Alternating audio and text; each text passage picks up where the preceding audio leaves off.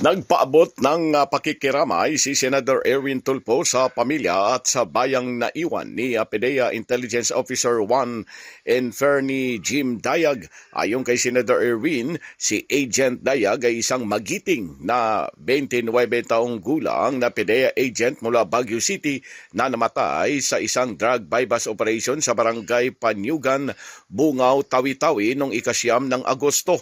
Sa nasabing engkwentro, sugatan din ang tatlong miyembro at ang commander ng 4th Marine Battalion Landing Team.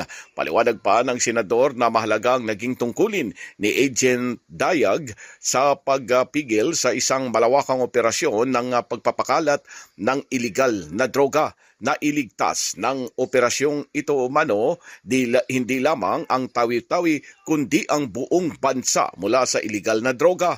Dagdag pa ni Senador Tulfo na nagpaabot siya ng snappy salute kay Agent Dayag at sa lahat ng mga PDEA agents kung saan ay asahan na anya ang patuloy niyang suporta sa pagsusulong ng Magna Carta o PDEA officers and personnel. Giit pa ni Senador Tulfo na kung ang PDEA ay pumoprotekta sa bayan laban sa iligal na droga, siya naman ay lalaban para sa pagpupugay ng kanilang serbisyo, proteksyon ng kanilang buhay at seguridad ng kanilang pamilya. Pilipinas, mula sa Senado, Silvestre Rambulabay, Radyo Kayo Manggi.